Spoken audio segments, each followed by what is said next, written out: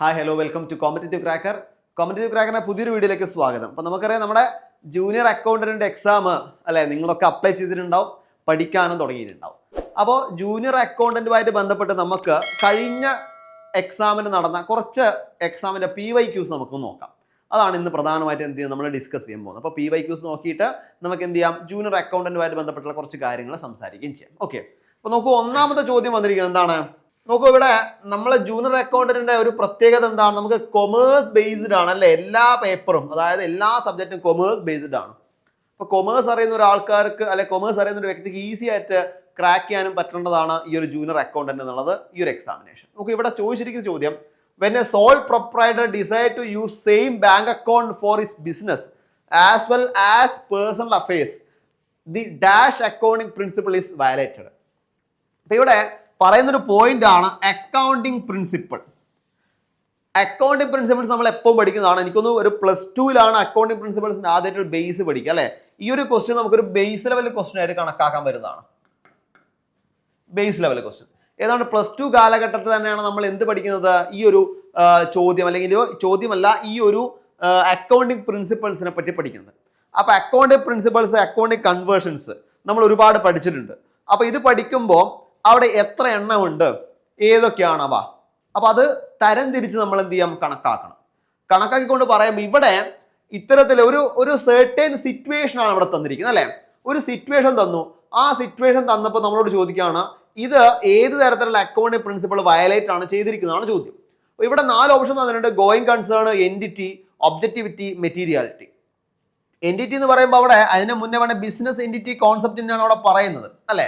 ഇവിടെ ഇയാൾ എന്താ ചെയ്യുന്നത്? ഒരു സോൾ പ്രൊപ്പറേറ്റർ ചെയ്യുന്നത്, അതായത് അയാളുടെ ഒരു പേഴ്സണൽ അക്കൗണ്ട് അല്ലെങ്കിൽ ഈ ഒരു ബാങ്ക് അക്കൗണ്ട് അയാൾ എന്ത് ചെയ്യുന്നു, പേഴ്സണൽ അഫയേഴ്സിന് വേണ്ടി ഉപയോഗിക്കുന്നു. പക്ഷെ അത് ചെയ്യാൻ പാടില്ല. എന്തുകൊണ്ടാണ്? നോക്കി മക്കളെ, ഇവിടെ ശരിക്കും പറഞ്ഞാൽ അവിടെ എൻറ്റിറ്റി കോൺസെപ്റ്റ് ആണ് വയലേറ്റ് ചെയ്യാണ് അല്ലെ. ബിസിനസ് വേറെയാണ്, നമ്മൾ വേറെയാണ് എന്ന രീതിയിലൊരു കോൺസെപ്റ്റ് ആണ് അവിടെ എന്ത് ചെയ്യുന്നത്, വയലേറ്റ് ചെയ്യുന്നത് അല്ലെ. ബിസിനസ് എൻറ്റിറ്റി കോൺസെപ്റ്റ് ആണ് അവിടെ എന്ത് ചെയ്യുന്നത് മക്കളെ, പ്രധാനമായിട്ടും വയലേറ്റ് ചെയ്യുന്നത് അല്ലെ. Business entity concept. So business entity concept ആണ് എന്ത് ചെയ്യുന്നത്, അവിടെ വയലേറ്റ് ചെയ്യുന്നത്. ഓക്കെ, അപ്പോൾ മക്കൾ ഏതാ ഇതിന്റെ ഉത്തരം വരുന്നത്? ഇതിന്റെ ഉത്തരം അതെ, ഏതാണ്? എൻറ്റിറ്റി ആണ് അല്ലെ. ബിസിനസ് എൻറ്റിറ്റി എന്ന് പറയുമ്പോൾ ബിസിനസ് എൻറ്റിറ്റി കോൺസെപ്റ്റ് ആണ് ഇതിന്റെ ആൻസർ ആയിട്ട് വരുന്നത് അല്ലെ. ശരി, അടുത്തൊരു ചോദ്യം നോക്കാം.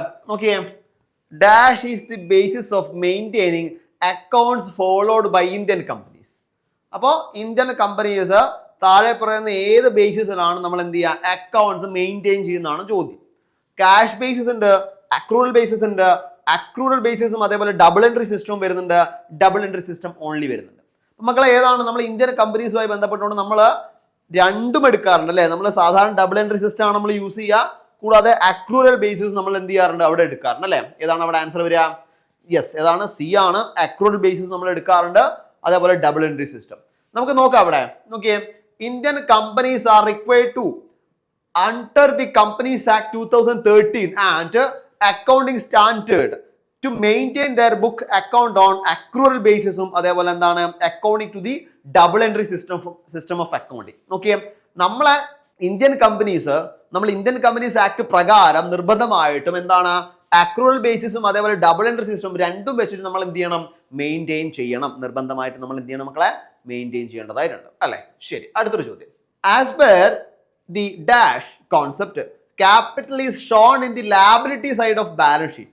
ഒരു ബേസിക് ലെവൽ ക്വസ്റ്റൻ ആണ് ഇതൊക്കെ. ഇപ്പൊ ഇതുവരെ ചോദിച്ചൊക്കെ എന്താണ്, ഒരു ബേസിക് ലെവൽ ക്വസ്റ്റൻ ആണ്. അധികം ഹാർഡിലേക്ക് നമ്മൾ പോയിട്ടുള്ള ബേസിക് ക്വസ്റ്റൻസ് ആണ്. നമ്മൾ കോൺസെപ്റ്റിലേക്ക് തന്നെ വീണ്ടും വന്നിരിക്കുകയാണ്. ഏത് കോൺസെപ്റ്റ് പ്രകാരമാണ് നമ്മൾ എന്ത് ചെയ്യുന്നത്, ബാലൻസ് ഷീറ്റിന്റെ ലാബിലിറ്റി സൈഡിൽ ക്യാപിറ്റലിനെ കാണിക്കുന്നതാണ് ചോദിച്ചിരിക്കുന്നത് അല്ലെ.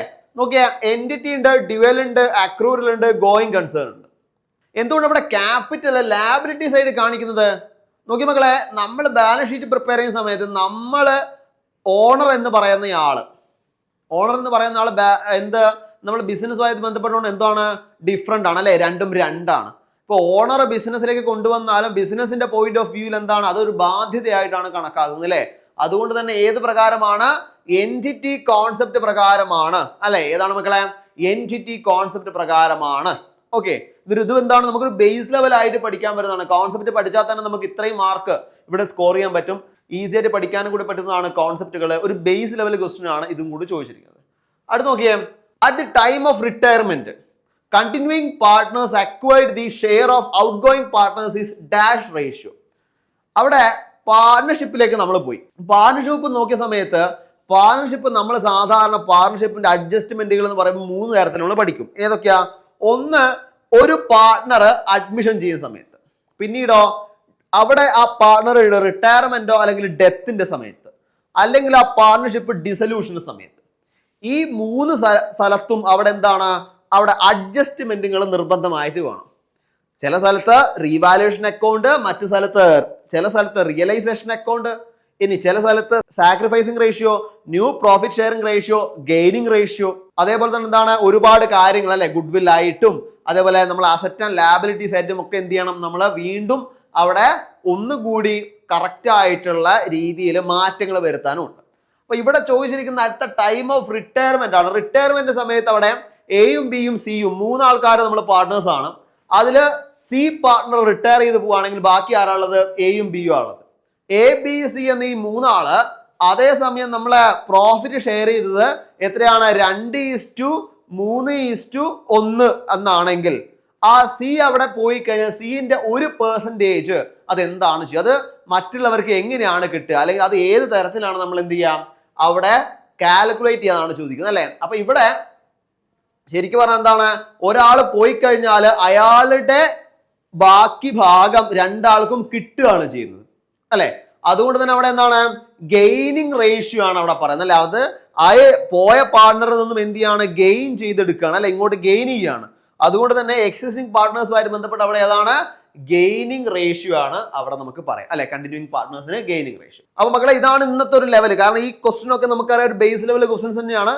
കുറച്ച് ചിന്തിച്ചാൽ നമുക്ക് ആൻസർ കണ്ടുപിടിക്കാൻ പറ്റുന്നു. കൂടാതെ നമ്മൾ ബേസ് ലെവലായിട്ട് പഠിച്ചാൽ ഈസി ആയിട്ട് ആൻസർ ചെയ്യാൻ പറ്റുന്ന തരത്തിലുള്ള ക്വസ്റ്റൻസ് ആണ് ഇപ്പോൾ വന്നിരിക്കുന്നത്. ഇപ്പൊ നമുക്കറിയാം ജൂനിയർ അക്കൗണ്ടന്റിന് ഇത് മാത്രമല്ല, ബേസ് ലെവൽ കൂടിയല്ല, കുറച്ചുകൂടി ചിലപ്പോൾ അഡ്വാൻസ് ലെവലിൽ ചോദിക്കാനുള്ള സാധ്യത കൂടി നമ്മൾ എന്താണ് കണക്കാക്കണം. കാരണം എന്താ, ജൂനിയർ അക്കൗണ്ടന്റ് എന്നുള്ളൊരു പോസ്റ്റ് ആണ് അല്ലെ, കൊമേഴ്സ് മേഖലയുമായി ബന്ധപ്പെട്ടുള്ള പോസ്റ്റ് ആണ്.